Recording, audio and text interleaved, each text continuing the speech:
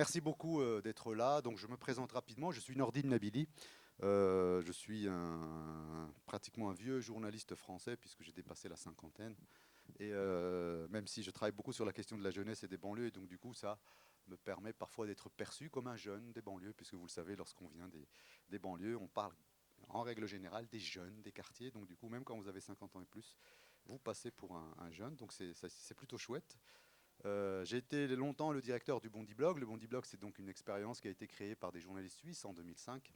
Je dis expérience parce que même si on est un média en fait à part entière, ça reste malgré tout une expérience. Donc qui dit expérience dit forcément on tombe, on se lève, on refait, on recommence et ainsi de suite. Et donc c'est plutôt intéressant d'être à la tête d'une expérience que d'un média complètement établi. Et donc j'ai dirigé cette expérience pendant une dizaine d'années que j'ai quitté en 2016. Et je suis aujourd'hui le président de la section presse-information qui pilote le master de journalisme de l'IEX, l'IEX à Bruxelles, qui est donc une école de communication sociale, dont donc le journalisme, puisqu'on a un master dans l'offre pédagogique. Donc voilà, je dirige ce master depuis maintenant 5 ans. Mais j'ai toujours un œil évidemment sur le Bondi Blog, d'abord parce que je suis toujours membre du conseil d'administration. Je suis aussi membre évidemment du conseil d'administration des Assises, puisque nous avons accompagné les Assises depuis une quinzaine d'années, depuis la création. Et évidemment, j'ai toujours des amis un peu à droite et à gauche, plus d'abord à gauche qu'à droite, mais enfin. Et donc parmi ces amis, il y a évidemment l'ESJ Lille qui pilote la prépa égalité des chances, et que j'avais eu donc l'honneur et la chance d'ailleurs d'initier avec Yves Renard et Rachel Berthou, qui est présente d'ailleurs ici. D'ailleurs, il y a un certain nombre d'anciens de cette prépa. Donc on en parlera tout à l'heure. Donc tout ça pour vous dire que cette question liée finalement à l'égalité davantage qu'à la promotion de la diversité, c'est une question moi qui me préoccupe depuis déjà quelques années. Alors juste avant d'arriver ici, on a évoqué un peu le choix des mots. Les mots, vous le savez, sont importants, sont vecteurs évidemment d'une certaine idéologie. Et donc moi j'ai connu d'abord ce combat dans la lutte contre le racisme, hein. Il faut le savoir, et on reviendra peut-être dans les discussions, que ce soit dans ce panel ou le panel suivant. Jusqu'au milieu des années 90, on parlait davantage de lutte contre le racisme, et tout d'un coup, on a switché et on a commencé à parler en fait, finalement de la promotion de la diversité, de l'égalité des chances, parce qu'on souhaitait peut-être un peu moins crisper les gens, et ce qui est tout à fait normal. Et donc, ce qui était intéressant, c'est que 20 ans après, on peut maintenant aujourd'hui faire le bilan, d'autant plus que aujourd'hui, on a toute une génération qui est prête. Il y a des dispositifs qui ont été créés, des écoles se sont engagées, des rédactions se sont engagées, une nouvelle génération a émergé. Et donc, je pense qu'on est en mesure aujourd'hui, évidemment, de faire un bilan, même si on n'est pas dans des présentations de thèses, on n'est pas là avec des sociologues qui vont nous raconter un peu le résultat de leur travail. Ça, ce serait éventuellement un, un avis très intéressant à étudier, et donc en tirer les enseignements. Mais là, on a vraiment des gens qui finalement pourraient raconter, finalement, non pas pour faire du storytelling, mais pour raconter réellement en fait un peu le parcours et toutes les questions que nous allons pouvoir aborder, qu'on aura des réponses assez concrètes. Et donc l'idée de cette matinée, c'est justement à la fois de parler avec la jeune génération qui est donc passée par ces dispositifs, qui a aujourd'hui des contrats sur le marché du travail ou qui n'en a pas, et qui est capable, avec un peu de recul et de distance, capable donc de partager ses enseignements. Et puis on continuera évidemment après ce panel-là avec un panel représentant les acteurs, c'est-à-dire les gens qui ont créé ces dispositifs, les gens qui les ont étudiés, les gens qui ont aujourd'hui des chiffres et des bilans.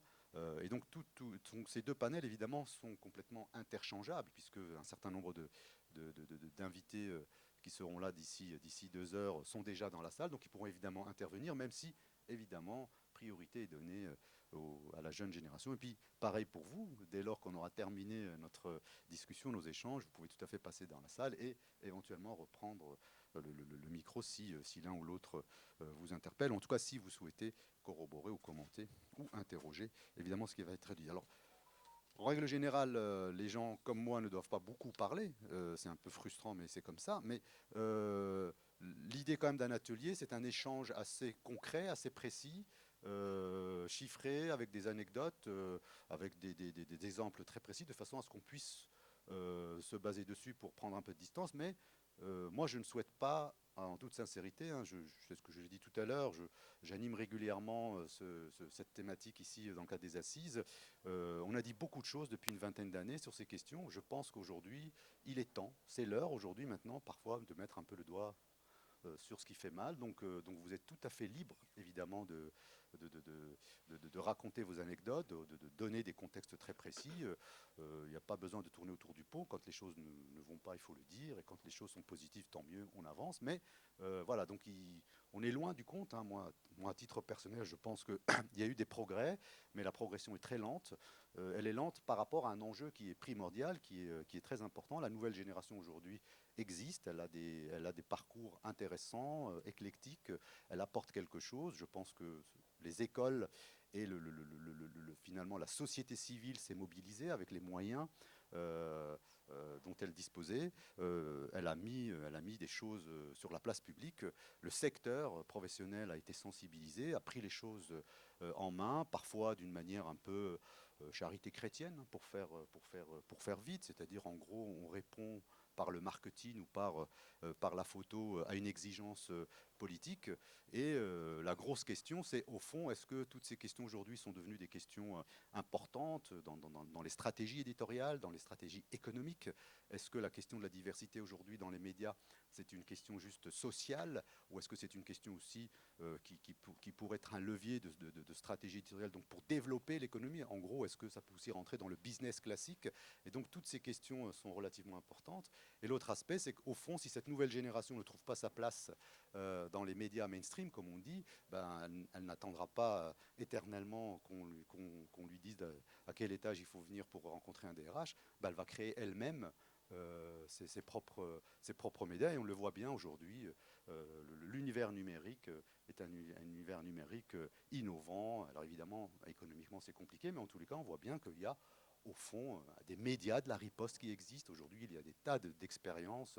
Aujourd'hui même la consommation de l'information passe principalement par ces médias numériques, mais pas parce qu'ils sont aujourd'hui atteignables et facilement accessibles en termes techniques, mais c'est parce qu'aussi il y a quelque chose de neuf, il y a quelque chose de frais, il y a quelque chose qui est aussi de l'ordre de l'époque. Et donc de ce point de vue-là, peut-être que la question de la diversité interroge aussi la connexion de nos grosses rédactions, et particulièrement le service public. Voilà, je parlais tout à l'heure de militantisme, je pense que c'est une question qui a été parfois prise un peu de travers, ou en tous les cas pas pleinement par le service public, notamment en France, ici, que ce soit Radio France ou France Télévisions.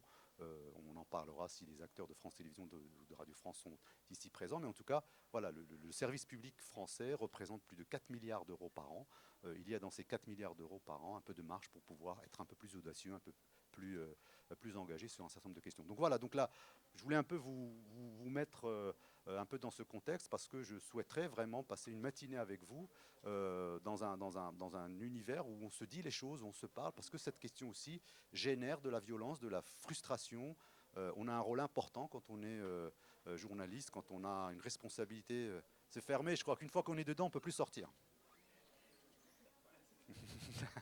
Voilà, donc on a une responsabilité sociale, et je pense que ce n'est pas juste un mot comme ça vain.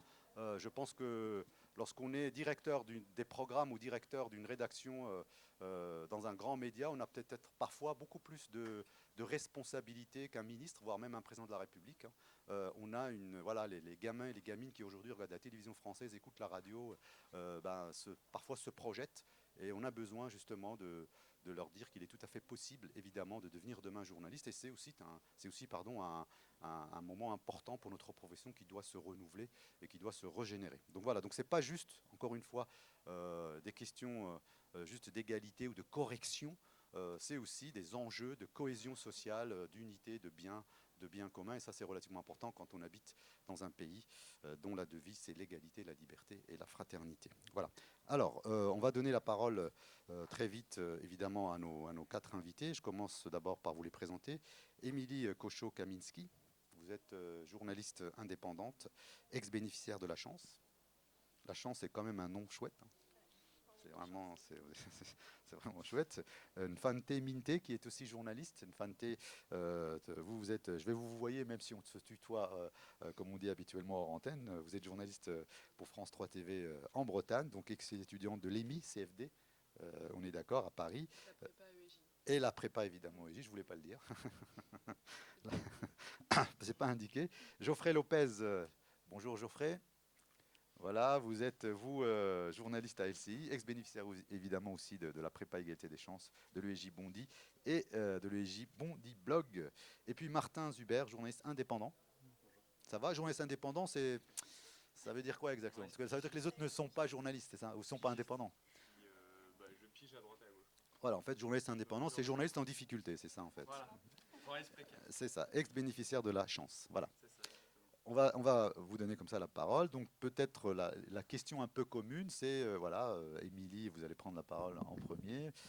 Dans quel état d'esprit vous êtes aujourd'hui? Est-ce que c'est facile d'être contacté par une organisation comme les Assises et de devoir finalement venir parler de quelque chose? Est-ce que au fond, est-ce que vous avez encore envie de parler de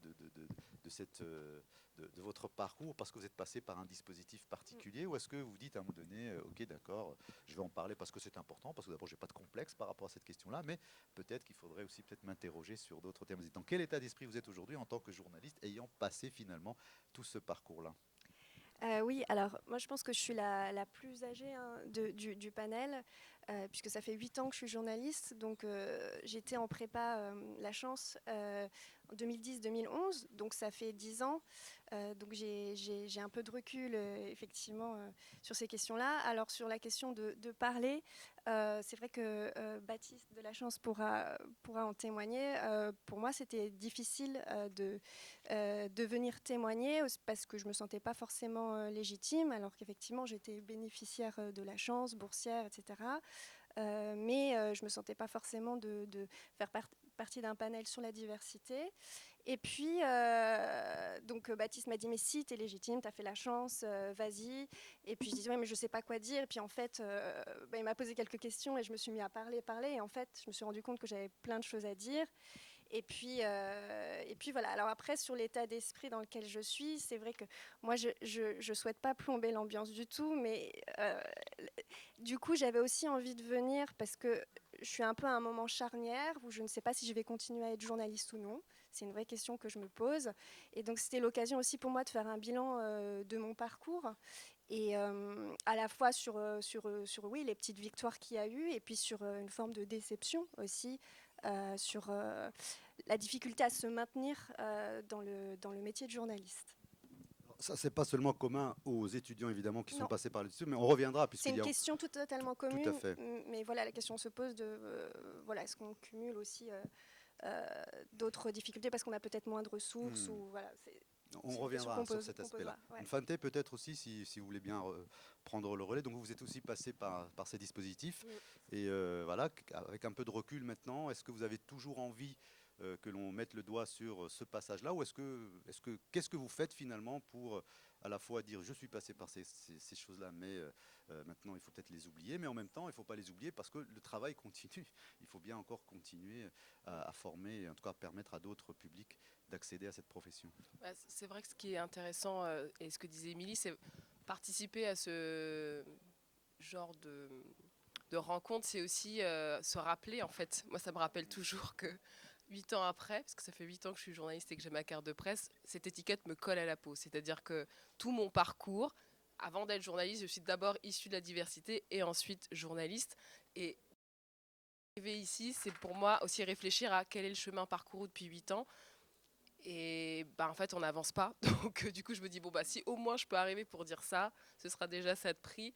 Effectivement, je pense que ces dispositifs-là, sans les avoir faits, je ne serais pas là aujourd'hui devant vous, clairement. Mais aujourd'hui, c'est comment on dépasse ça, c'est-à-dire que je ne suis qu'une caution ou pas. Ça, c'est la question que je me pose encore aujourd'hui. Et en même temps, je me dis, bah, j'aurais bien aimé, moi, avoir quelqu'un qui me ressemble sur ces aspects-là.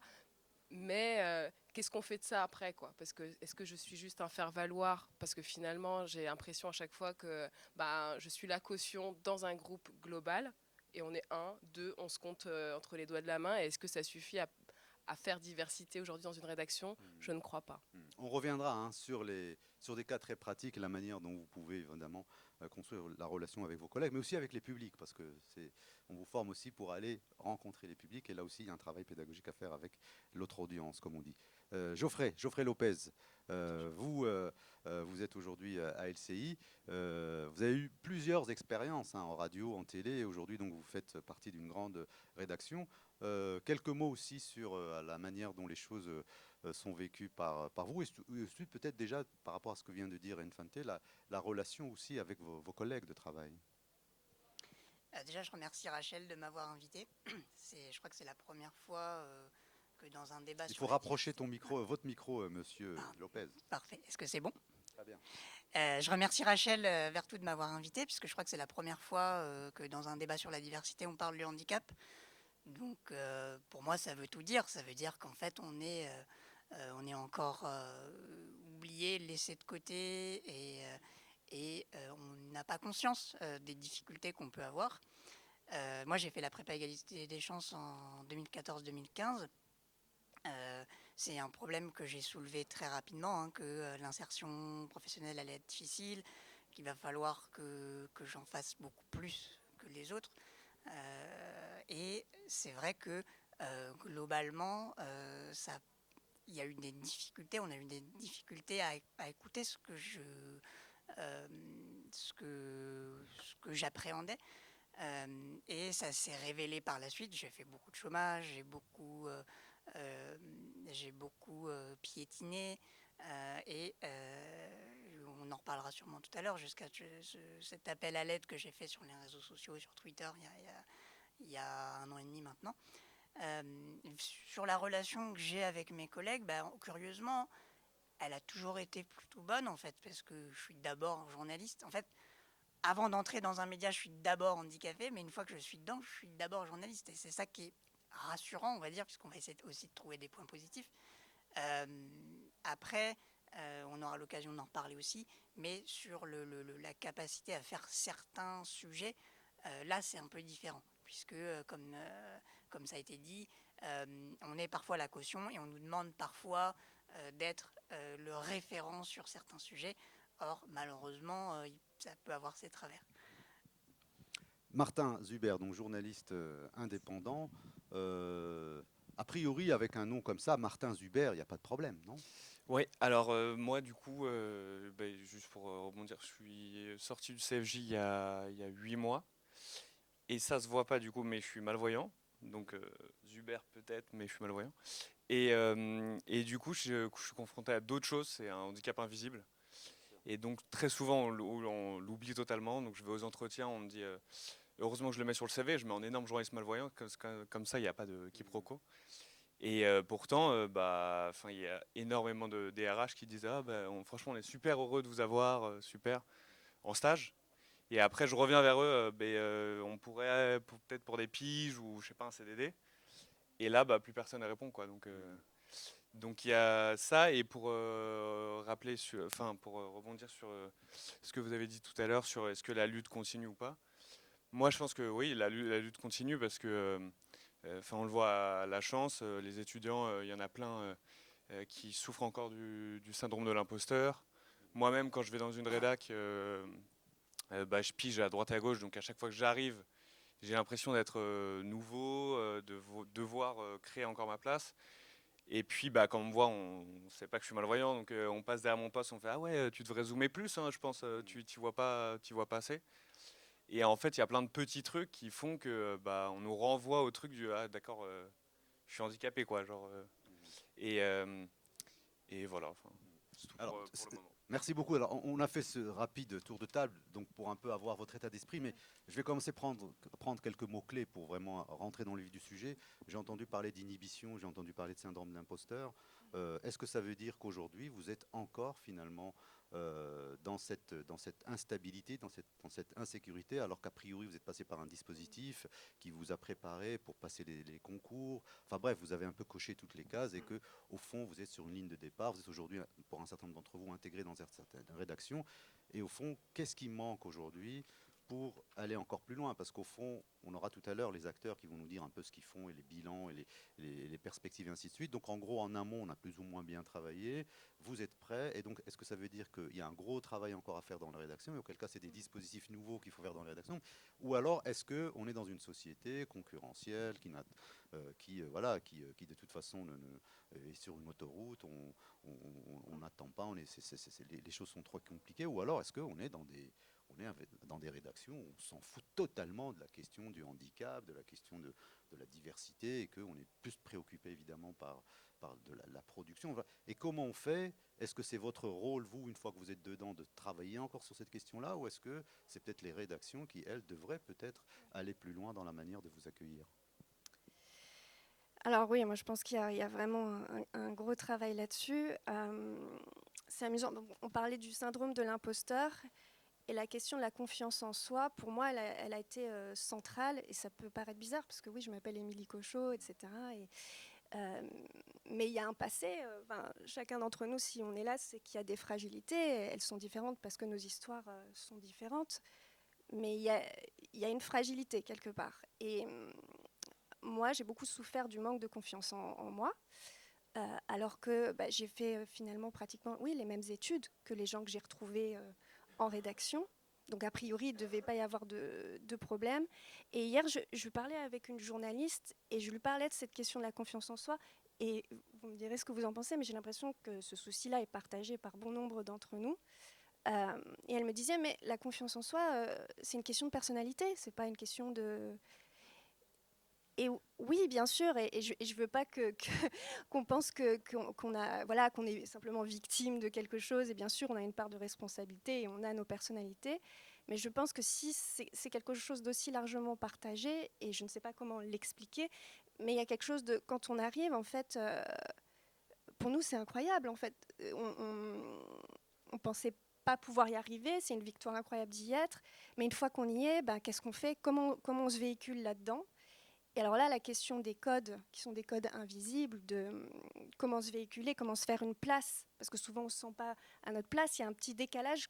C'est difficile de mettre le doigt sur pourquoi il y a ce décalage, pourquoi je me sens, pourquoi j'ose pas aller frapper à la porte du rédacteur en chef et lui dire mais moi vous me mettez à l'édition, mais en fait ce que j'ai envie de faire, je sais pas, c'est du reportage ou parce que personne ne nous empêche d'aller frapper à la porte.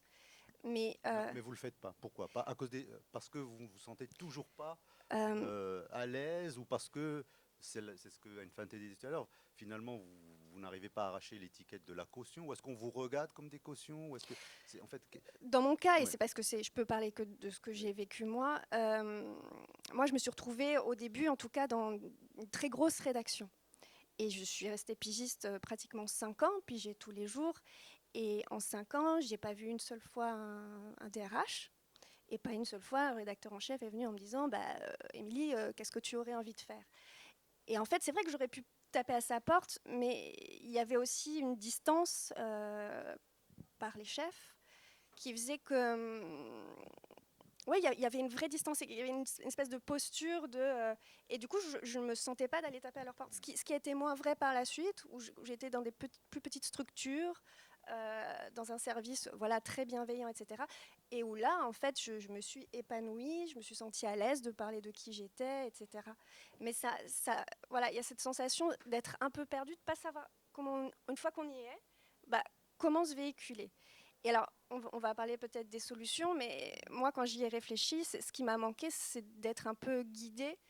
Et, et on pourrait réfléchir comme dans les prépas égalité des chances, on a un tuteur, on a un mentor, parce que on n'a pas quelqu'un dans la famille ou qui peut nous conseiller, puisque je pense qu'aucun de nous deux n'a un journaliste dans sa famille et ne sait, une fois qu'on y est arrivé, qu'est-ce qu'on fait Justement, est-ce qu'il n'y a pas un paradoxe? Et là, je voudrais que c'est Anne Fanté qui puisse y répondre. Est-ce qu'il n'y a pas un paradoxe à dire, oui, effectivement, on a cette étiquette, on est perçu comme une caution, et en même temps, en interne, on demande qu'il y ait un tuteur, en fait, qu'on soit encore accompagné. Est-ce que, donc il y a aussi à un moment donné une décision à prendre de votre part, en sachant, est-ce que maintenant vous êtes dedans et vous vous débrouillez comme les autres, ou est-ce que vous, malgré tout, avec le risque que le fait que l'on vous mette encore un tuteur ou une tutrice, vous restez encore la personne que l'on doit accompagner. Donc qu'est-ce qu'on... Oui, oui. L'idée, ce serait pas que ce tutorat soit réservé à nous, mais je pense que globalement, il y a un besoin, et issu de la diversité ou pas, d'être accompagné dans un milieu qui est très compliqué. Enfin, vraiment, pour faire sa place, c'est très compétitif, etc. Et je pense qu'il y a un besoin global. Donc l'idée, ce ne serait pas effectivement de continuer à nous mettre une étiquette. Juste pour revenir sur le syndrome de l'imposteur, c'est vrai que moi j'ai fait le constat que c'est un truc qui me poursuivra toute ma vie. Donc j'ai fait ce choix-là, je me suis dit, bon, de toute façon, il va falloir que je compose avec ça. Et aujourd'hui, j'ai des phases où, quand je sais que je passe un moment capital dans ma carrière, ce truc-là revient toujours. Mais en vrai, je sais que je suis compétente aujourd'hui et j'ai fait mes preuves. Et donc moi, je suis assez à l'aise avec ça. Et moi, je pars du principe qu'aujourd'hui, je me dis, voilà, c'est un truc avec lequel je vis. Et en fait, chacun le vit un peu à sa façon, qu'on soit de la diversité ou non. Là, moi, ce qui me frappe au bout de 8 ans d'exercice, c'est de me dire, en fait, donc je rentre dans cette case parce que je suis issue de la diversité. Mais en fait, je me rends compte que, donc, tu disais, il y a le tuteur, donc il y a une espèce de truc où il y a quelqu'un, entre guillemets, qui nous comprend et qui sait pourquoi on est là. Et moi, ce que je trouve dramatique aujourd'hui, c'est qu'en fait, cette diversité-là, elle n'a pas été réfléchie, en fait, au sein de la structure dans laquelle on est intégré. C'est-à-dire que quand on arrive, on est la caution diversité, mais je ne sais même pas si les collègues ou même la DRH, il y a eu un temps où il y a eu ce débat-là de, mais en fait, c'est quoi la diversité? Pourquoi une Fanta, elle arrive? En quoi elle est différente de nous, hormis la couleur de peau? C'est-à-dire que la diversité, elle est sur des critères très précis, handicap, C'est pour ça d'ailleurs origine qu'on oublie le sociale, handicap. voilà, des choses comme ça. Mais qu'est-ce qui se cache derrière cette étiquette, en fait? Et je pense qu'aujourd'hui, le problème majeur, c'est que les médias dans lesquels on est intégré ne font pas ce débat-là.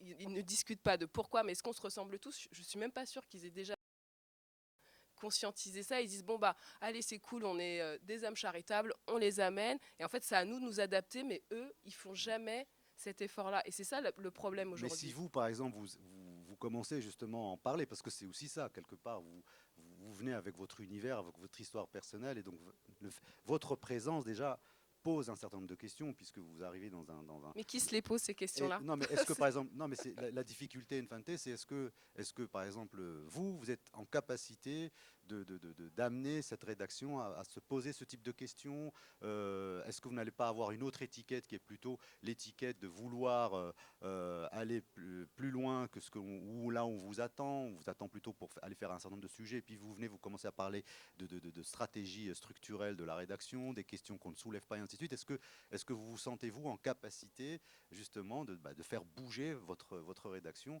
sur ces questions ou pas, avec le risque que vous soyez plutôt dans le plaidoyer et encore une fois, vous accentuez la question de la caution? Bah, c'est là où c'est le problème, c'est-à-dire que pourquoi moi je devrais être porte-parole des quartiers populaires? Parce qu'en fait, moi, si vous voulez, j'ai essayé plusieurs stratégies. Je suis arrivée à France 3 Bretagne. Déjà, quand même, pour préciser, il y a un truc qui m'est resté en travers de la gorge, et je pense que toute ma vie, je le porterai ça aussi, c'est de dire, bon bah voilà, alors je suis arrivée, un peu comme un cheveu sur la soupe à une conférence de rédaction. Le rédacteur en chef très gentil et qui, voilà, n'y voyait aucun mal, a expliqué en préambule de ma présentation, bah, vous le savez, on a une charte à France Télé, on doit apporter des gens de la diversité. Donc Infante est là dans ce cadre et tu as juste envie de lui dire, bah, en fait, j'ai juste passé des concours, j'ai fait 3 entretiens à France Télé et je suis arrivée là. Donc il y a ça. Là, pareil, tout le monde était choqué parce que j'en ai rediscuté quelques mois après avec tout le monde. Tout le monde était choqué, mais personne n'a réagi. Et on n'est jamais revenu là-dessus, en fait, parce que moi j'en ai discuté, je fais mon petit chemin de croix. Ben, en fait, non, je suis pas une pauvre désœuvrée qu'on est allé chercher dans son quartier. J'ai quand même travaillé, j'ai un bac plus 5 en passant, voilà. Donc voilà, donc il y a eu ça.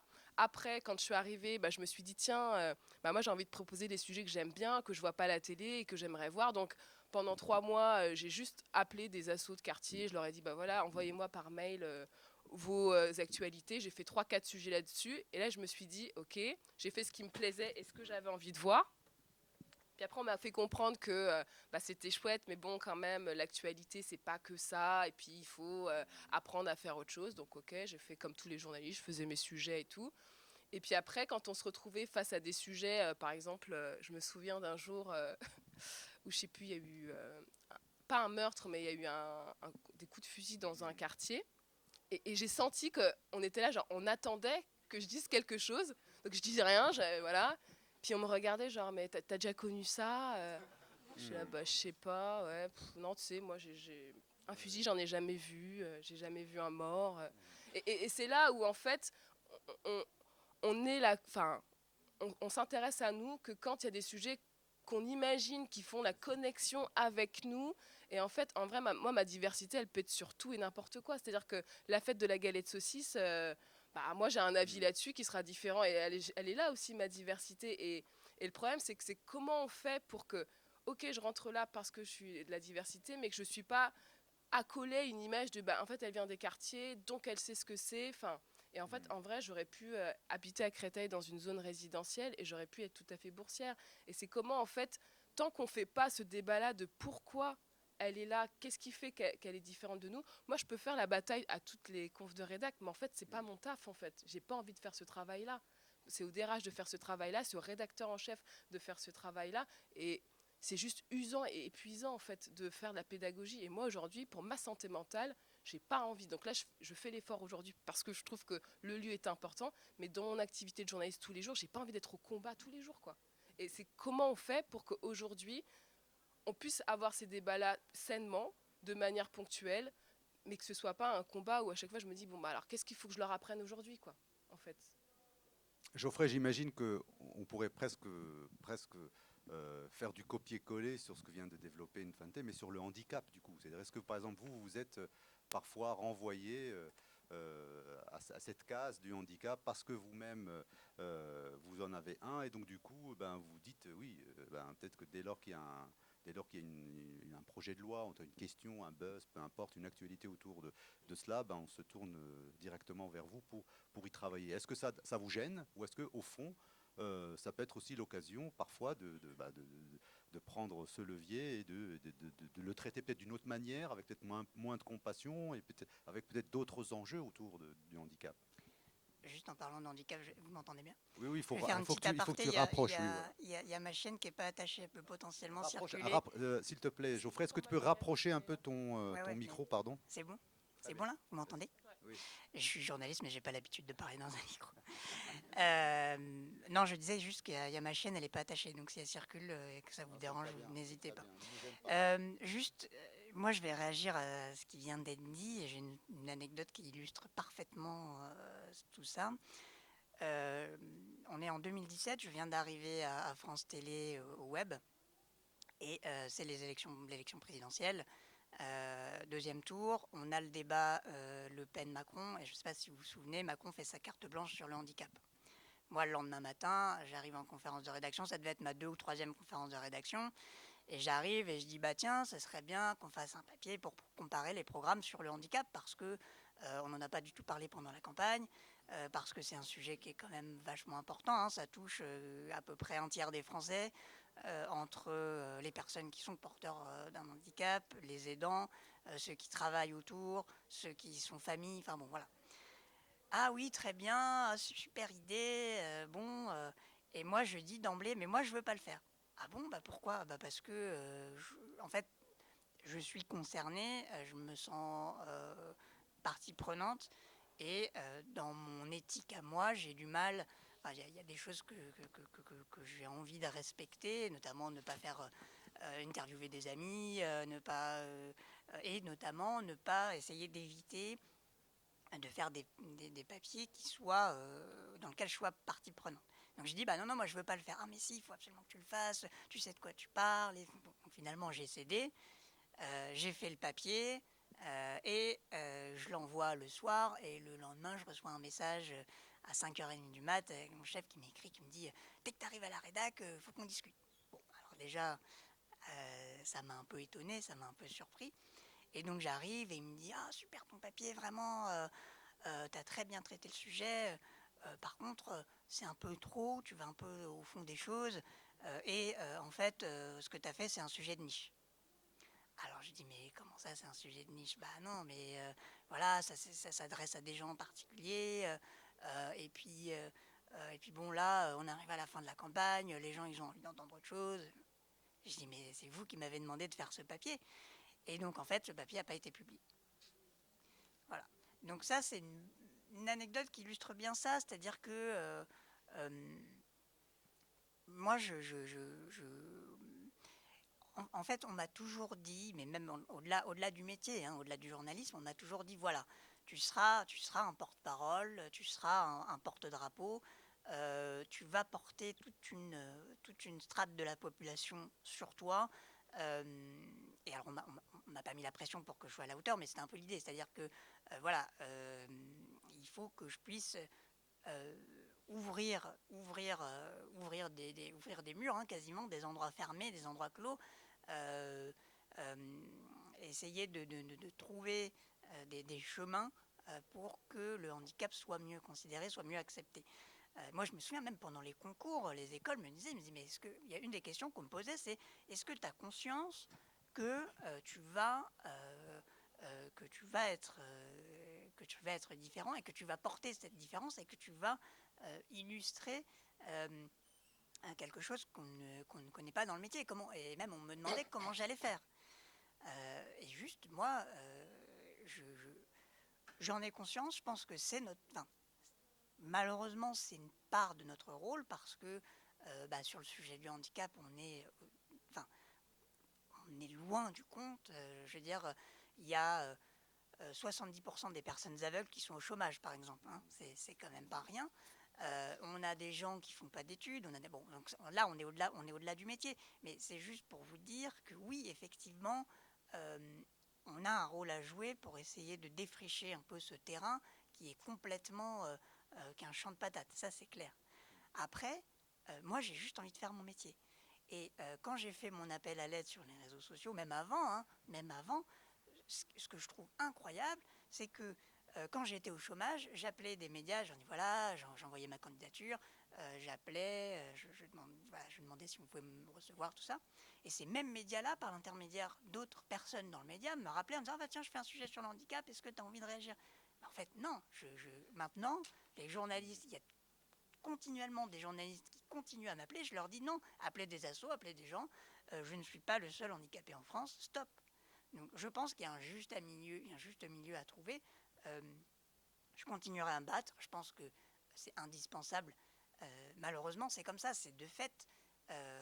Moi, j'ai besoin autour de moi d'avoir des alliés, d'avoir des gens qui me ressemblent, d'avoir des gens qui partagent ce que je vis, ce que je fais, ce qui n'est pas du tout le cas dans les rédactions. Dans la rédaction, les gens ne comprennent pas pourquoi je devais rendre un papier, pourquoi j'arrive pas à le rendre, parce que j'ai un souci informatique, parce qu'il y a du matériel qui n'est pas adapté ou quoi que ce soit. Bon, si j'ai pas des alliés, on va pas s'en sortir seul, et c'est le cas, je pense, pour tout le monde qui intervient ici. On peut pas s'en sortir seul, on a besoin d'alliés. Donc oui, on va effectivement avoir besoin de mener ce combat, mais par contre, je pense que ce qui est important pour nous quatre, c'est de faire notre métier. Donc en fait, il y a un juste milieu à trouver. Après, c'est à chacun de trouver sa potion. Et puis, je pense qu'on tâtonne. Moi, j'ai évolué aussi dans ma façon de faire. Avant, je répondais à tous les journalistes, je faisais des interviews des fois d'1 heure, des fois dans le cadre alors que je suis au boulot. Non, en fait, ça, je ne le fais plus parce que d'abord, j'ai pas le temps, et puis parce que on évolue dans notre métier, et puis on a des responsabilités plus importantes, mais aussi parce que c'est pas à nous de le faire. Ça, c'est clair. Alors, on va donner la parole à la salle, si vous le souhaitez, si certains d'entre vous souhaitent commenter, poser une question, réorienter le débat, revenir sur l'une ou l'autre chose qui a été dite depuis le début. Je ne sais pas s'il y a un micro qui circule, en tous les cas, sinon je vais faire ça. On a des fils assez longs. Bonjour à tous, Aziz Oguz, journaliste pigiste, pigiste précaire aussi un peu, et élu national au SNJ. En fait, ce que je voulais dire d'abord, c'est que les mots sont importants, et le mot diversité déjà est problématique. Quand on voit ce mot diversité par exemple, moi j'ai pensé tout de suite aux racisés, au racisme, enfin à la place des racisés dans la profession, et alors que c'est pas ça. Et je suis très heureux de la table du coup, parce que même moi ça me questionne. Martin il disait mon handicap il se voit pas, et en fait ça. Mais je pense que quand on organise par exemple des débats, en fait c'est de dire quelle est la place des racisés dans la profession, quelle est la place des malvoyants ou des personnes porteurs de handicap dans la profession, quelle est la place des personnes issues des milieux populaires dans la profession. En fait, il faut dépasser ce mot-là, je pense, maintenant. En fait, ce mot-là, là, on s'en rend compte qu'on arrive à un espèce de presque d'impasse, en fait, sur ce mot-là. Et je trouve que l'évolution positive, c'est que Nordine, moi j'ai la trentaine, toi tu as la cinquantaine, donc J'ai vu aussi, grâce au Bondi Blog, ce que tu as fait, ça a poussé des jeunes journalistes comme moi à devenir journaliste. Là, je vois des gens qui ont à peu près mon âge, et des jeunes qui sont. Il y a des gens qui ont la vingtaine, là, je vois Jem. Mais il y a une évolution positive. Mais on arrive au stade où, au fait, je pense qu'on arrive au stade de l'organisation maintenant. C'est-à-dire que les journalistes, par exemple, racisés, on va devoir s'organiser. C'est-à-dire que, comme les femmes se sont organisées pour porter la question du sexisme et des violences sexuelles et sexistes dans la profession et au-delà. C'est-à-dire mais on arrive à ce stade-là grâce au travail que toi, tu as fait. Je dis toi, je te tutoie, mais et que d'autres, et que l'évolution, elle est là. Mais en même temps, c'est encore insuffisant. Voilà. C'est vraiment le sens de. Enfin, Merci beaucoup. Oui, non, profitez, parce qu'après, on va revenir ici. Non? Pour revenir à ce qui vient d'être dit, et ça me permet d'ouvrir l'autre chapitre, c'est qu'au fond, c'est un peu ce qu'on a dit. Pendant une vingtaine d'années, on a un peu répondu à une certaine urgence, à une certaine injonction politique de réagir sur ces questions-là. Et les uns et les autres ont fait parfois des coups médiatiques, des coups marketing, mais malgré tout, on peut considérer peut-être que la présence, quelques mois, de Harry Roselmack à la tête du 20h de TF1 a peut-être fait prendre conscience au fin fond de la Creuse qu'il y a possibilité d'être noir et de présenter le Ça fait journalisme. 20 Mais ans, ouais. juste pour vous dire qu'à l'époque, dans le cadre de ce travail dans les années 90, et donc puisque Harry Roselmack a été nommé en 2006, on posait déjà la question finalement pour être un peu provocateur, parce qu'il faut provoquer parfois le politique pour pouvoir imposer un certain nombre de débats. On expliquait qu'en gros, on s'en foutait un peu, nous, d'Harry Roselmack qui présente l'information. Qu'en réalité, on s'en fout un peu qu'un noir présente une info blanche. En réalité, c'est ça. Alors ça pouvait être parfois une vraie provocation politique, presque radicale. Mais l'idée, c'était qu'au fond, l'info, la star, c'est l'info, c'est pas le journaliste. Et qu'au fond, l'enjeu numéro un, c'est que l'opinion française soit bien informée, suffisamment informée. Toutes les dimensions de la vie quotidienne doivent être traitées. Et le fait qu'elle soit traitée par un noir ou un blanc, c'est pas le plus important. Ce qui est important, c'est que ces informations-là soient transformées. Et la logique, la réponse la plus simple a été finalement de le traiter par la DRH. Et donc du coup, recruter quelqu'un dans une rédaction, c'est plus facile que de changer toute la structure d'un journal et des choses comme ça. Donc du coup, on peut considérer aujourd'hui, si on est un peu optimiste, que cette première phase, elle est réussie. C'est-à-dire qu'au fond, on se pose la question de la composition sociologique des rédactions et des choses comme ça. Et en 20 ans, c'est peut-être long, effectivement, 20 ans, quand on a 20 ans ou 25 ans, c'est très très long, c'est toute sa vie quasiment. Mais quand on a 55 ans comme moi, 20 ans, c'est pas mal, parce qu'au fond, on a commencé à traiter ces questions-là, j'avais une trentaine d'années, aujourd'hui j'en ai 55, et donc je me dis, on a un peu avancé, mais comme c'est comme ça, en fait. Voilà, quand on veut faire avancer les choses structurellement, il ne faut pas s'attendre à ce qu'elles évoluent en 5 ou 6 ans. Donc du coup, aujourd'hui, ça me permet de relancer la deuxième partie de ce débat, c'est au fond, maintenant, à partir du moment où on a un peu défini votre statut, le regard que l'on porte sur vous, les difficultés, les inhibitions, qu'est-ce que vous apportez, vous, aujourd'hui, au sein de vos rédactions, en termes de traitement, en termes de vision, en termes de stratégie d'un certain nombre de sujets, en termes d'imposition d'un certain nombre de traitements, d'enjeux et de mutations de la société? Est-ce qu'aujourd'hui, vous avez les moyens intellectuels, physiques, psychologiques de porter un certain nombre de sujets autour de la table et de pouvoir dire, voilà, nous allons vous reconnecter? Parce qu'il y a quand même un paradoxe quand je vous entends. C'est que ces DRH, ces journalistes, ces chefs de service ont fait aussi les écoles. Ces gens-là viennent de la société qui est la nôtre. Et donc, lorsque je vous entends parler des cadres des rédactions, j'ai l'impression que vous parlez de gens qui n'habitent pas avec nous. Et donc, il y a un problème. C'est-à-dire, est-ce que ces gens sont réellement déconnectés, ou est-ce que ces gens-là ne souhaitent pas tout simplement traiter d'un certain nombre de sujets? Quel est réellement le levier sur lequel on peut agir pour faire avancer les rédactions, pour traiter ces questions autour du racisme, ces questions autour des nouveaux enjeux, des phénomènes émergents, de la société, de l'époque en réalité? Et c'est peut-être là où on va mettre le doigt sur les difficultés finalement de conservatisme d'un certain nombre de rédactions. Je vous pose la question. Martin. Moi déjà, à la base déjà, il faut avoir le matériel pour pouvoir, pour pouvoir proposer des sujets. Parce que par exemple, dans certaines rédacs où je pige, je dis bah il me faut un clavier agrandi, il me faut un grand écran. Et certains, il y a un rédacteur en chef d'un très grand média français, qui m'a dit là ça va être compliqué quand même parce qu'on a 3 écrans par poste et en gros tous les postes sont interchangeables. Et là il faut faire des branchements quoi, ça va être dur. Et j'ai halluciné. Et en fait on revient au truc de pas savoir s'imposer.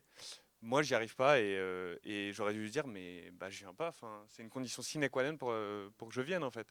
Et le gars il dit bon bah là, on va faire comme ça, hein. Tu vas te débrouiller, mais la prochaine fois, t'inquiète, on fera mieux et tout. Et en fait, bah, là, je pouvais rien mener, quoi. Enfin, j'étais complètement asservi à, je peux pas mener, je peux rien faire, je peux même pas faire mon travail. Genre, les touches, elles étaient effacées. Enfin, parce que c'était un clavier qui avait beaucoup été utilisé. Donc, genre, je cherchais mes touches. Donc, en fait, je peux même pas mener le travail. Donc là, j'étais exécutant, quoi. Et ça, dans beaucoup de médias, hein, parce que peut-être mon handicap, il se voit pas, donc les gens, ils font bon, bah lui, il va se démerder. Et moi, souvent, en plus, je n'ose pas trop demander, donc je suis très heureux d'être là. Donc je suis là, ah bah on a l'handicapé là-bas, très bien, il est content et il se démerde. Et j'ose pas trop aller demander, parce que je me dis bon, je suis déjà très bien là, et je suis heureux d'être là, quoi. Je fais un peu l'imbécile heureux, je vais pas demander. Et puis parfois j'ai peur d'aller demander parce que ils vont se dire putain, ah ouais, il fait chier quoi. Déjà on lui donne un poste, enfin c'est bon. Et après sur les sujets, moi j'ai l'impression qu'il y a beaucoup de rédacteurs en chef et enfin et rédacteurs en chef qui sont même quand on leur propose des sujets sur des nouveaux enjeux ou quoi que ce soit, elles écoutent pas ou ils écoutent pas vraiment en fait. Ils ont leur schéma. Tu leur proposes, ils font un sujet très intéressant. Mais je te vois plutôt sur ça. Tiens, appelle-lui, appelle l'Alliance Police ou je sais pas quoi. Et tu es là, tu te dis, mais j'ai pas du tout parlé de ça. Et en fait, ils ont souvent des schémas et puis c'est plutôt simple parce que tu as le numéro direct. Enfin voilà. Et puis même parfois, quand tu arrives avec des numéros, ils disent, ouais, mais c'est pas ça l'actu, c'est un autre truc. Et ou en radio, par exemple, en fin de canard, parfois, en fin de journal, parfois, oui, tu as une place. Mais ça sera une fois toutes les, je sais pas, 10 propositions, quoi. Donc, j'ai l'impression qu'ils ont un schéma de pensée, ils le calquent comme ça, et tu peux pas forcément en déroger, quoi. Enfin, moi, c'est mon sentiment. Mais... Oui, puis après, je pense qu'aussi, ce qui est compliqué pour un média télé, c'est qu'à un moment donné, si tu veux faire ton sujet dans la journée, tu as des sujets qui sont plus faciles à faire parce que tu as les automatismes, parce que tu as le bon client que tu connais, parce que c'est le sujet qui mange pas de pain. Quand tu fais un sujet sur lequel t'as pas tes interlocuteurs, il faut que tu te poses la question, que tu réfléchisses, on est aussi dans un flux de l'actu qui t'empêche aussi parfois d'aller chercher la complexité, la nuance.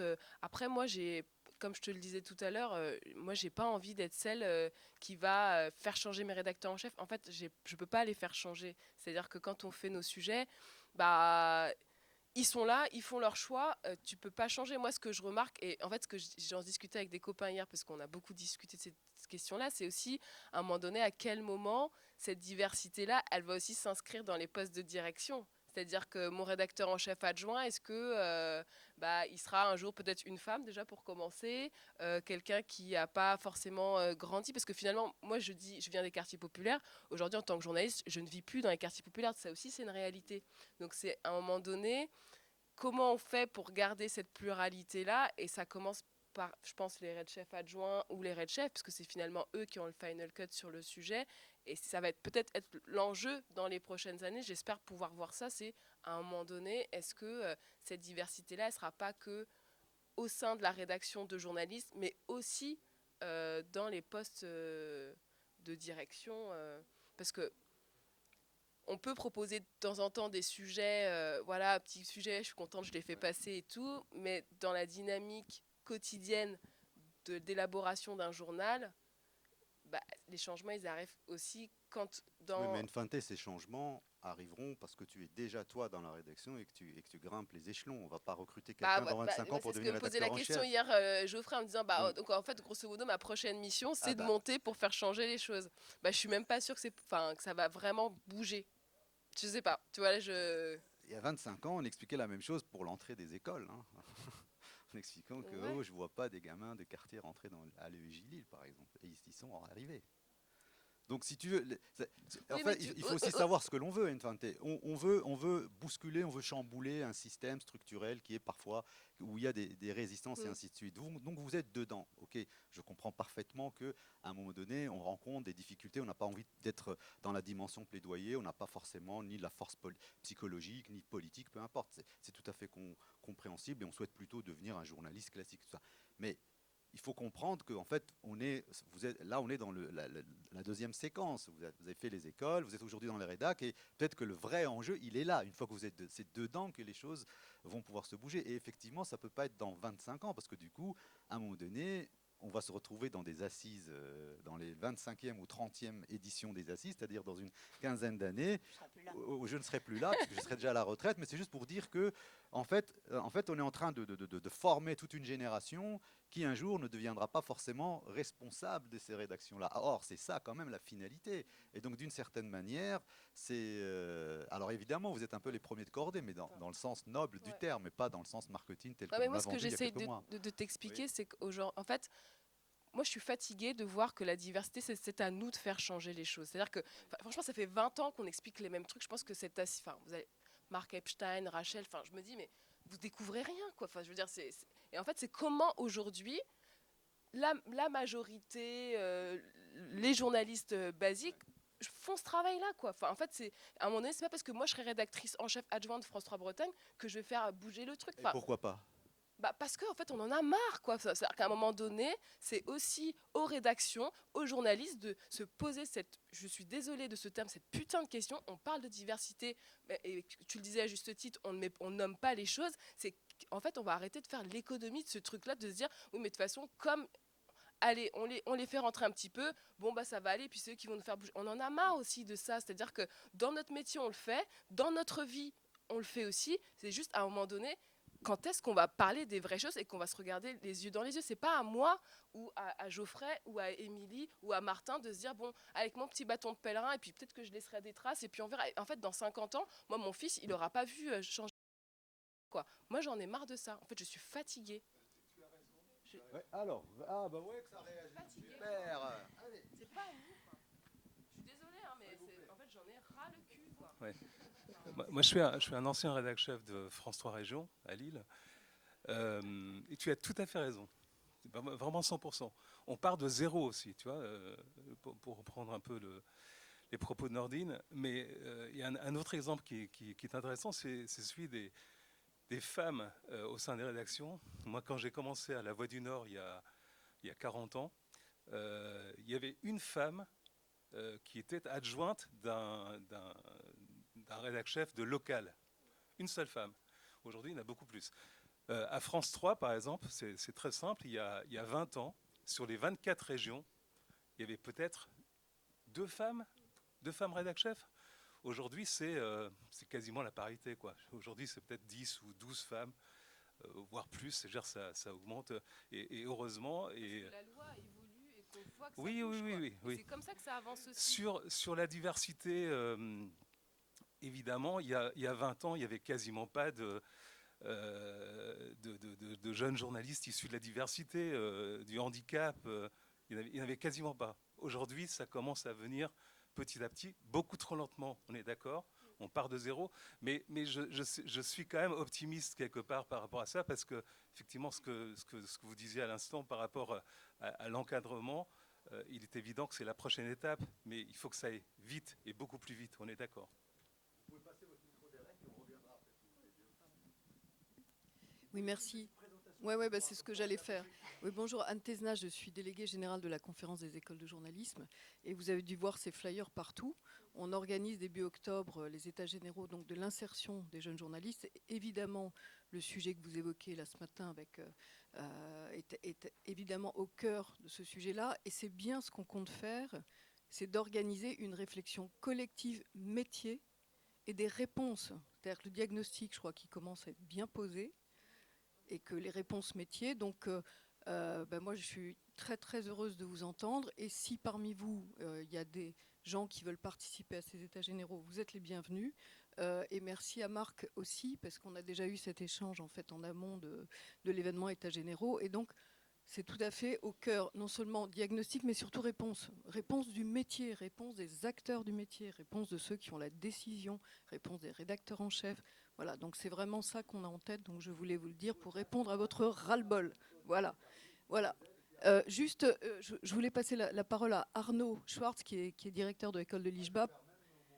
Ouais, non mais je tiens le micro, je ne le lâche plus. Voilà. Pardon. Non, vraiment très très rapidement, mais oui, mais bon, merci pour tout ce qui a été dit là depuis ce matin. Enfin, vraiment, évidemment que oui. Donc, et effectivement, à travers les États généraux, la conférence des écoles de journalisme a vraiment l'intention de porter ça. Ça a d'ailleurs fait l'objet d'une première étape, donc vendredi dernier à Bordeaux, l'étape bordelaise des États généraux, puisqu'il y a des étapes dans les régions, avait pour objectif justement de se pencher, mais pas seulement pour blablater, surtout pour trouver des solutions. Sur la question effectivement de l'égalité des chances et des diversités. J'aime beaucoup moi le pluriel, même si je partage votre point de vue sur le mot lui-même, mais c'est un moindre mal, disons, des profils. Je pense qu'il y a maintenant, et ça c'est Marc peut en témoigner parce qu'il était vendredi à Bordeaux aussi, on en est à un moment là où il faut qu'on arrête d'essayer de trouver des solutions, effectivement, qui sont souvent des solutions, enfin souvent pas toujours, mais parfois des solutions de façade ou un petit peu dans l'urgence parce qu'on s'est fait bâcher ou parce que ceci ou parce que cela. Et qu'on cherche des solutions ensemble pour construire des choses ensemble, et que ça c'est peut-être une des, voilà, donc il y a des pistes qui ont été posées vendredi, voilà, et maintenant à la profession de s'en saisir. Effectivement, dernier point, il est très important que ça devienne le sujet de tout le monde. Là, je vous rejoins complètement là-dessus. Il faut arrêter avec ça parce que c'est pas la double peine, c'est la triple peine, quoi. Enfin, vous avez déjà porté beaucoup de choses, et puis alors en plus je comprends la position de Nordine, évidemment, mais moi, je comprends aussi votre immense isolement et votre immense fatigue. Voilà, donc à un moment, il faut que tout le monde se saisisse de ça, et que enfin, dans les rédactions, où on est quand même censé être des gens qui réfléchissons, qui manions la matière intellectuelle, et surtout qui avons aussi les mains dans le cambouis de la vie de la société, qu'un petit électrochoc se fasse, et qu'on comprenne que c'est comme ça qu'on peut avancer. Et en évitant de reproduire des stéréotypes de manière continuelle. Voilà. En réalité, pour ne pas paraphraser, l'électrochoc existe déjà. C'est la perte d'audience d'un certain nombre de médias, justement, dû au fait que les gens ne se sentent pas représentés. La fiction aujourd'hui, qu'elle soit américaine ou française, travaille sur ces questions et cartonne à l'international. En fait, c'est toutes les, les résistances, on les retrouve quand même dans des endroits où en réalité c'est le réseautage qui prime, c'est pas forcément le mérite ou la qualité. Donc il ne faut pas que notre profession tourne autour du pot. Il y a un certain nombre de résistances et il faut les affronter avec courage, parce que c'est quand même une volonté républicaine de vouloir non seulement corriger ces questions-là, mais surtout imposer un journalisme d'époque pour une société qui est aujourd'hui, qu'on le veuille ou non, multiculturelle et ainsi de suite. Mais voilà. Donc bonjour, je suis Marie, je suis étudiante à l'IJBA et je vais un petit peu répondre à mon directeur d'école. En fait, donc je suis aussi une ex de la chance, et quand je suis arrivée à l'IJBA, on regardait avec des amis en fait les photos de classe de promo, et je suis désolée mais en fait je les trouvais encore trop blanches. Et en fait c'est une question qui se pose à chaque fois dans toutes les écoles de journalisme. Je vais parler un petit peu et prêcher pour ma paroisse. Du coup aussi c'est une question qui se pose parce que pour moi du coup qui suis avec une fille qui est métisse, je trouve que le métier en l'occurrence n'est pas du tout représentatif de la France que je vois dans la rue. Et c'est des vraies questions en termes de aussi propositions de sujets en fait. Il y a plein. Enfin, c'est comme si en fait le journalisme ne parlait pas à toute une partie de la population, et je trouve ça complètement absurde. J'ai aussi de la famille qui vit en quartier populaire, qui est binationale, et je pense toujours à ces jeunes de quartier qui grandissent et qui se disent bah en fait déjà l'information c'est déjà beaucoup trop loin de nous. En plus de ça, on ne se sent pas représenté.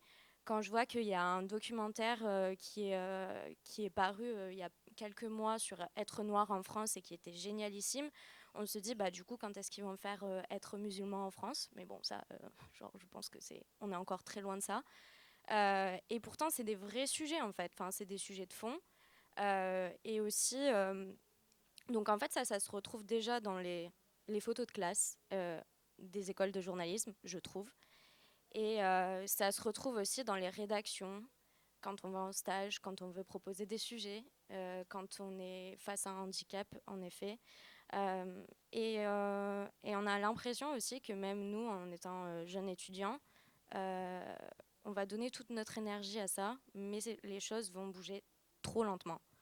Et quand vous disiez qu'au bout d'un moment, on en a marre et qu'on a envie de créer nos médias, bah, en fait, c'est des questions qu'on se pose en étant en école de journalisme parce qu'au bout d'un moment, flemme d'attendre que les rédacteurs en chef se réveillent sur les sujets, sur la rémunération, l'exploitation des stagiaires ou des alternants. Enfin, il y a plein de questions politiques, sociales qui sont sous-jacentes à ça.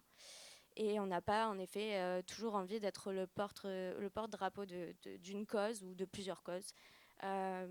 Donc, en fait, je suis très contente qu'il y ait cette table ronde. Mais oui, en effet, genre, même les jeunes journalistes, moi, je trouve que ça va trop lentement. Et quand on a l'impression de secouer des choses, en fait, on a l'impression de déranger aussi. Et même pour l'insertion professionnelle, il y a des choses, en fait, qui, du coup, commencent à freiner, en fait. Genre, en termes politiques, en termes économiques, et même en termes un peu, on va dire, idéologiques. Je pense à une publication de LinkedIn, il n'y a pas très longtemps, du directeur de publication, il me semble, de La Croix, qui disait que pour les élections présidentielles, donc ils s'étaient un peu engagés, ils se sont fait un peu bâcher parce qu'ils se sont rangés du côté de Macron.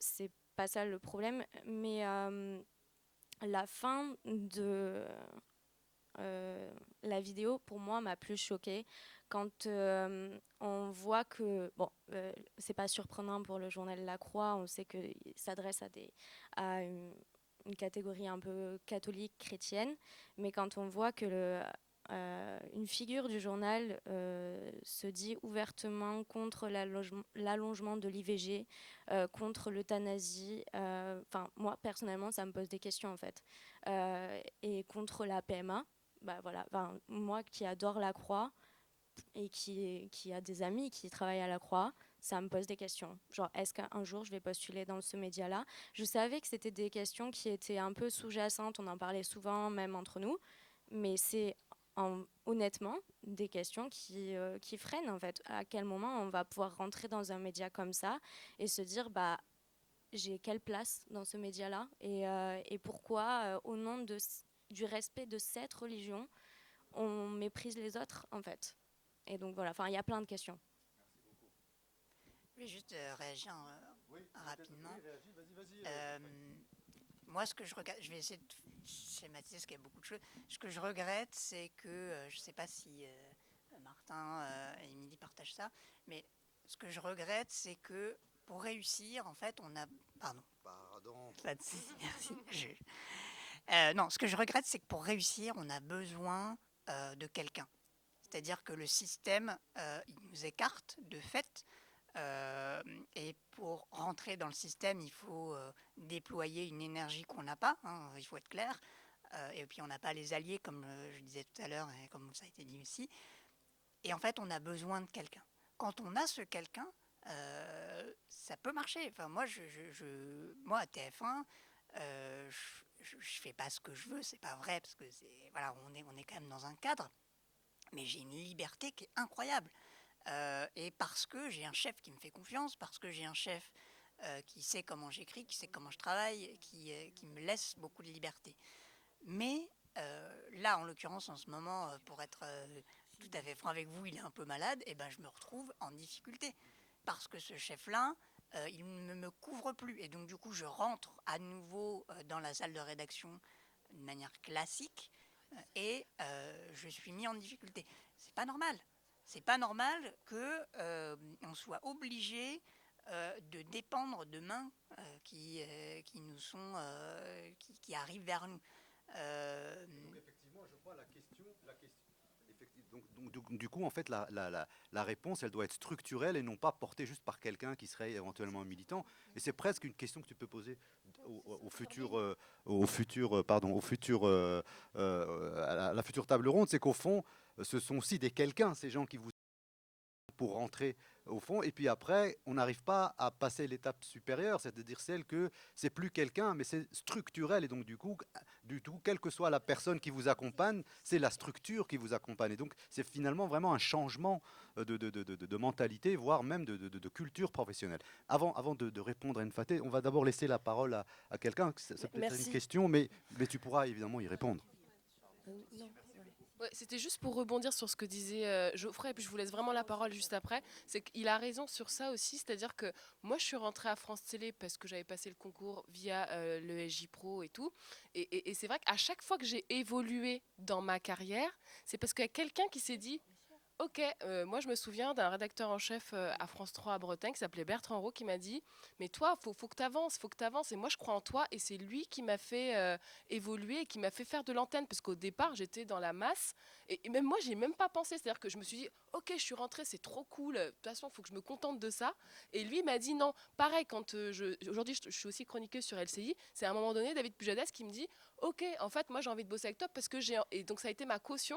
Et du coup, j'ai intégré le cadre. Et du coup, il a une espèce de responsabilité où si je fais une faute, si je commets une erreur, bah, c'est lui qui va presque devoir rendre des comptes parce que bah ouais, mais tu l'as fait rentrer et tout. Et c'est comment aujourd'hui, justement, que ce soit ce Bertrand Roux. C'est ça qui va pas, excusez-moi. Ouais, David Pujadas, ils sont la caution d'eux, alors que c'est à la structure de finalement porter cette responsabilité. Ouais, mais vraiment, parce que alors moi j'ai 56 ans, j'ai commencé, alors moi je suis journaliste, j'ai travaillé, enfin je suis en train de terminer une carrière de 30 ans à Ouest France parce que je quitte Ouest France au bout de 30 ans.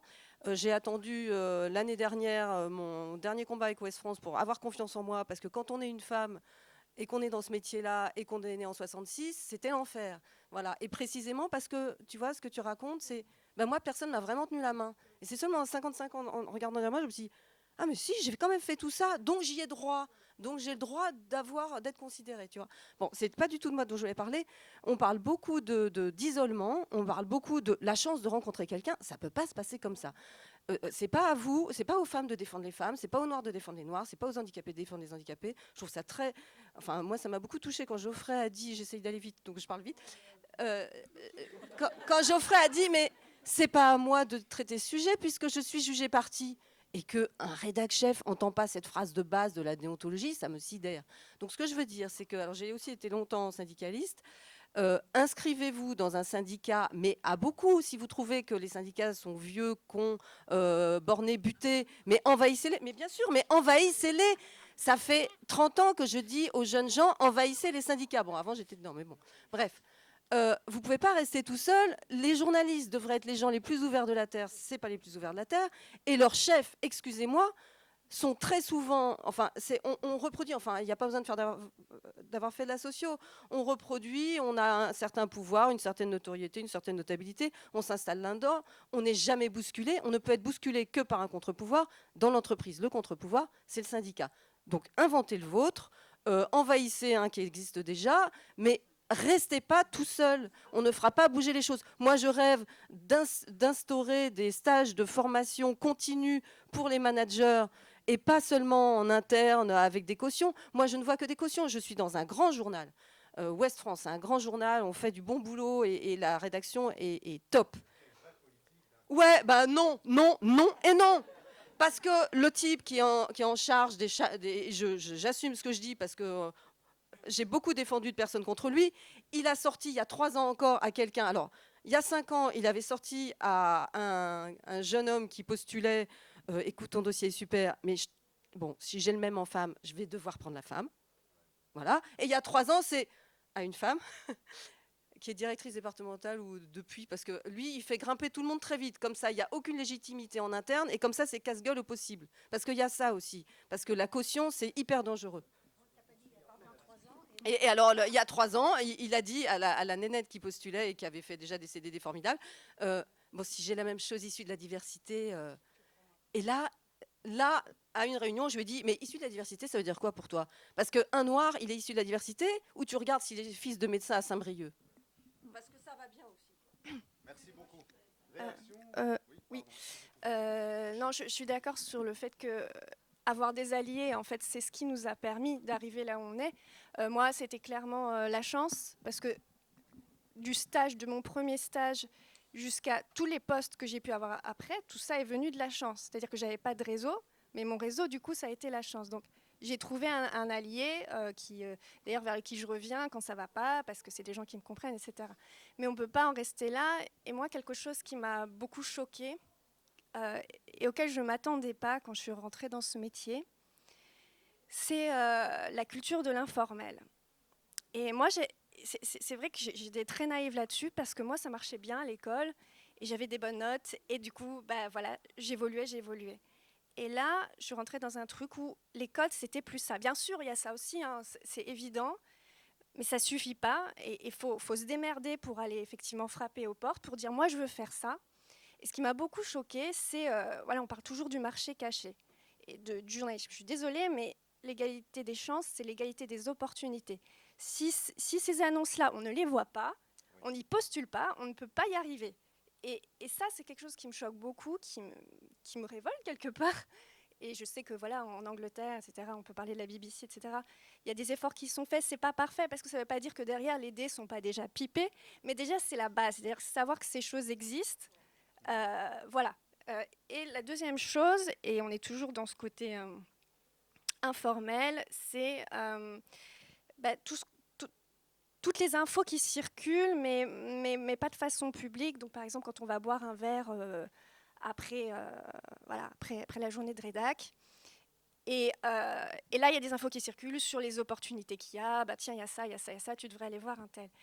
Et bon nombre d'entre nous n'y vont pas, et ça peut être moi, dans les raisons que j'ai entendues, c'est par exemple, mais moi j'habite, j'ai 1h30 de transport, donc en fait, le verre après, je ne vais pas y aller, ou je suis musulman, donc moi ça me saoule, et j'ai pas envie d'aller boire de l'alcool, etc., donc j'y vais pas. Ou moi, ce qui était mon cas, c'est le sentiment de ne pas forcément être à sa place, ou que ce soit un truc un peu boys club, ou voilà, et où du coup, j'y vais pas. Maintenant, je l'ai surmonté parce que j'ai compris comment ça marchait, donc j'arrive beaucoup mieux à le faire, mais au début, j'étais incapable de le faire.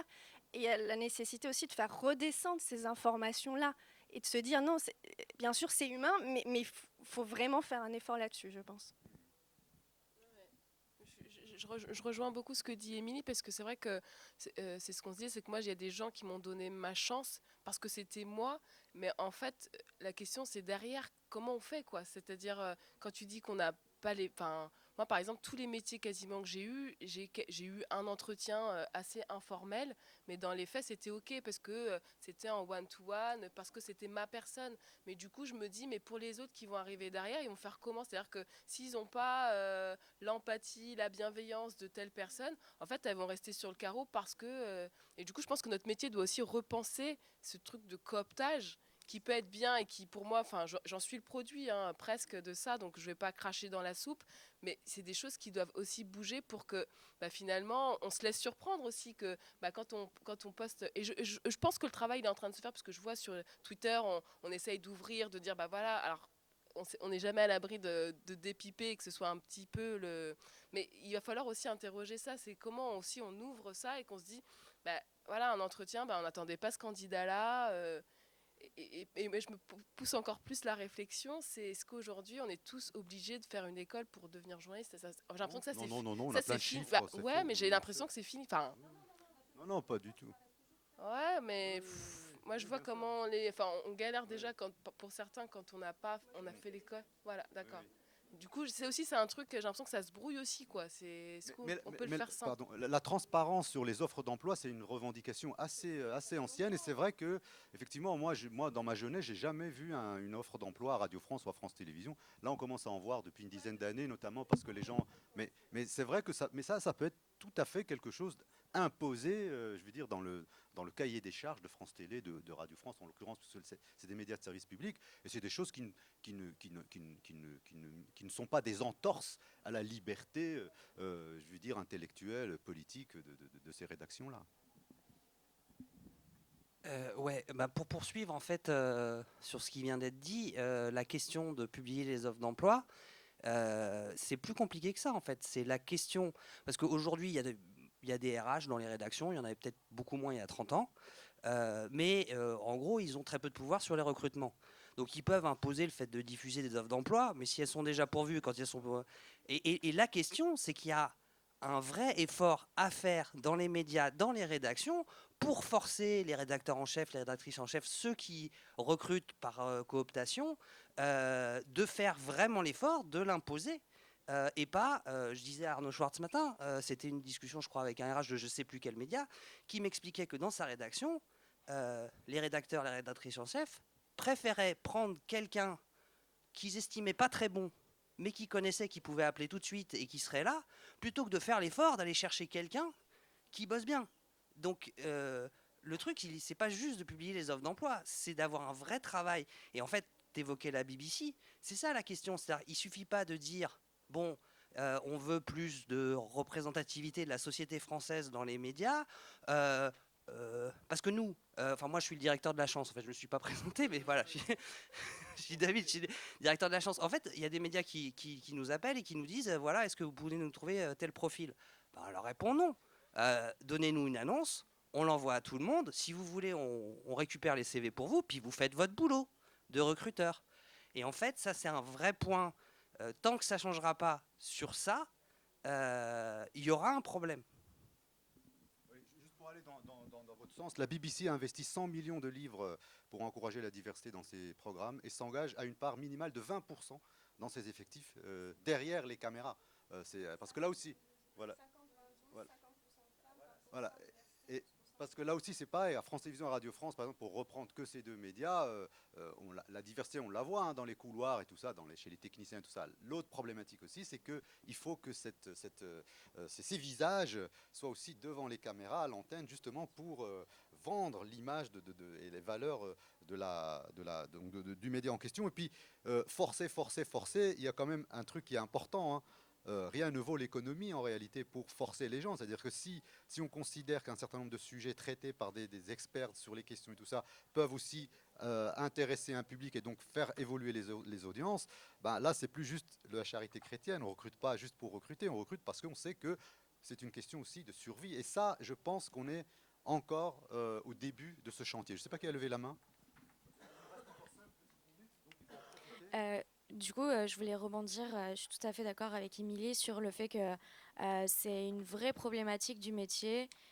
Toutes ces offres cachées, vraiment, je pense que c'est une problématique énorme de ce métier, mais aussi, je pense, si on est un métier qui valorise, on va dire, la vérité, la transparence, je pense que ça devrait aller au-delà de juste les offres d'emploi. Ça devrait être aussi parce que je suis désolée, mais je connais plein de journalistes femmes qui découvrent en cours de carrière que leurs collègues hommes sont mieux payés.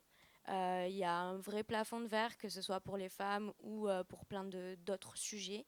Donc en fait, je pars du principe que, étant donné que un peu sur le même système que Mediapart fait ses boîtes noires, on devrait avoir aussi je sais pas, quelque chose qui fait que en fait à Mediapart, on peut voir tel journaliste gagne tant. Après, bon, c'est une question qui peut se discuter, mais je pense que déjà, ça permettrait aussi aux gens de visualiser concrètement la différence qu'il peut y avoir entre un salaire d'une femme et d'un homme, sachant que déjà, on s'arrête de travailler à partir de je sais plus quel mois et qu'on travaille gratuitement. Voilà. Donc, juste ça, déjà, je pense que ça devrait être un peu plus pris en compte. Parce que c'est encore des évolutions qui sont trop lentes en fait, et il y en a marre d'attendre. Il y en a marre d'attendre et de travailler gratuitement. On a déjà travaillé gratuitement trop longtemps en fait. Merci.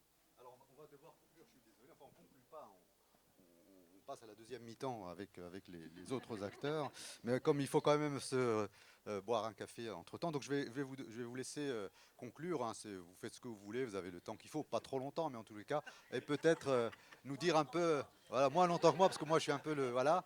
Donc je ne sais pas si vous voulez prendre la parole pour dire, voilà, résumer votre pensée, dire un peu si vous avez des projets sur lesquels vous travaillez, peu importe, vous avez là un public, et puis après si le débat doit se poursuivre, il se poursuivra ici jusqu'à midi, et puis après dans les couloirs pendant tout le temps des assises. Moi je vais juste dire un truc, c'est qu'on a échangé, je pense que les personnes qui sont ici sont déjà convaincues. Ce que je trouve dramatique, c'est qu'on n'est aucun média ce matin. Voilà, c'est ça, je me dis... Oui, Mediapart, ok, mais qui sont de bons élèves pour moi sur cette question-là. Et je me dis juste, je sais pas combien de médias on a en France, on n'a pas un. Enfin, voilà, il est seul. Oui, mais encore une fois, aujourd'hui, ils brillent par leur absence. C'est tout ce que j'avais à dire. Et ça montre bah, voilà, qu'ils ne se sentent pas forcément trop concernés. Ouais. Ce que j'aimerais dire, c'est que je crois que là, on a parlé pendant 1 heure et demie, on a dit 1/10 de ce qu'on pense, des anecdotes qu'on a, de l'état d'esprit dans lequel on est, de l'énergie qu'on déploie tous les jours. Il faut garder en tête qu'on vous a donné un échantillon. Voilà, comme vous allez chez Chanel, vous avez un échantillon de parfum. Bah là, nous, c'est pareil. On vous a donné une parcelle, un morceau. Il faut bien comprendre que c'est beaucoup plus gros, beaucoup plus étendu. Et en tout cas, moi, pour ma part, j'ai une énorme colère en moi. Et je crois qu'Anne Faté aussi elle l'a démontré. Et Émilie aussi, qui réfléchit à arrêter le métier. Je crois que c'est pas normal et il faut vraiment, et je reviens là-dessus et je terminerai là-dessus, sur le fait qu'on a besoin d'alliés, que nous seuls, on n'y arrivera pas. Ouais. Il y a, moi, le truc essentiel que je trouve, c'est vraiment, ouais, on parlait d'actes tout à l'heure. C'est bien beau de signer des chartes, handicap, diversité ou quoi que ce soit. Mais moi, dans les rédacs, par exemple, les gens qui signent des chartes handicap, voilà, et je vois 0 handicapé dans les rédacs. Enfin, il y a Geoffrey, il y a moi, il y a Laetitia Bernard, Hakim Kasmi. Voilà, on se compte. Je pense qu'on est en dessous de la dizaine. Enfin, c'est dingue. Et pourtant, ça signe des chartes à tout va, mais il y a pas d'acte. Faut pas qu'il y en ait de trop. Oui, oui. Et puis quand il y en a, bah, voilà, le clavier il est dur à voir. On y repensera, quoi. Mais... Oui, je ne sais pas trop quoi ajouter, mais effectivement, il faut se fixer des objectifs. Je veux dire, à un moment donné, les déclarations d'intention. Et je pensais à ce qu'a fait la BBC. Je ne suis pas forcément totalement d'accord. Ouais, c'est chiffré, c'est 50, 20, 12. Voilà. Si vous êtes curieux, vous pouvez aller voir. Il y a un énorme document sur la diversité à la BBC. En tout cas, c'est un sujet qui est pris très au sérieux. Donc, vous êtes déjà convaincus. Mais oui, hier, j'écoutais Jean-Marie Charon qui disait il faut faire attention à cette fatigue, parce qu'on est tous fatigués, tous à notre manière. Et il faut faire attention à cette fatigue. Et il disait, aujourd'hui, on a 40% des journalistes qui, au bout de 7 ans, arrêtent. Et il disait, et pour les personnes de milieu modeste, c'est encore plus difficile, parce que qui peut se permettre pendant 5 ans, pendant 10 ans, d'être pigiste sans avoir de ressources, et les ressources financières, évidemment. Moi, j'ai la chance d'avoir mon conjoint, mais ça ne suffit plus non plus. Ou les ressources, ça peut être aussi le réseau, mais effectivement, faire attention à cette fatigue et qu'on a besoin, qu'on nous porte aussi. Voilà. Merci beaucoup. Merci. Au-delà de l'associatif et dans les médias. Voilà. Merci Émilie, merci Nfante, merci Geoffrey, merci Martin, merci à vous toutes et à vous tous d'avoir réagi. On a l'habitude de dire que de toute façon le journalisme est un combat. C'est un combat évidemment pour la liberté, c'est un combat parfois aussi contre soi. Ne l'oubliez jamais, c'est toujours un peu les premiers qui ouvrent la fenêtre qui prennent le coup de vent. Et donc de ce point de vue-là, et qui s'enrhument. Donc ça c'est un peu normal, mais en même temps, ne l'oubliez pas aussi, c'est que des gens vous écoutent, vous regardent, ne sont pas forcément informés au courant de toute la violence que vous subissez, mais si finalement toute cette colère que vous avez déployée ce matin, si cette honnêteté intellectuelle que vous nous avez exprimée peut continuer à vous nourrir, d'une manière ou d'une autre, vous verrez, je pense, les résultats. Et d'une manière ou d'une autre, la prochaine étape, c'est que les gens qui sont rentrés aujourd'hui dans les rédactions doivent se battre en interne pour justement prendre le pouvoir, rentrer dans les syndicats, bousculer les gens. Et donc nous devons bousculer notre opinion en tant que journalistes, et nous devons aussi bousculer nos confrères et nos consoeurs. Je sais que c'est un combat difficile. On parle beaucoup du burn-out des militants. Voilà, c'est comme ça. Mais a-t-on d'autres choix pour faire avancer un certain nombre de choses, parler notamment sur la lutte des femmes depuis les années 50, pour voir que souvent, un combat que l'on porte, que l'on mène, parfois on n'en voit pas les résultats de son vivant. C'est aussi une réalité, c'est aussi ça le travail d'une génération pour la génération suivante et celle d'après. Merci beaucoup à toutes et à tous. On se retrouve dans une dizaine de minutes pour la suite avec les acteurs qui, eux, justement, ont peut-être une autre dimension de violence à nous raconter par rapport à la survie de tous ces dispositifs. Merci beaucoup, à tout à l'heure.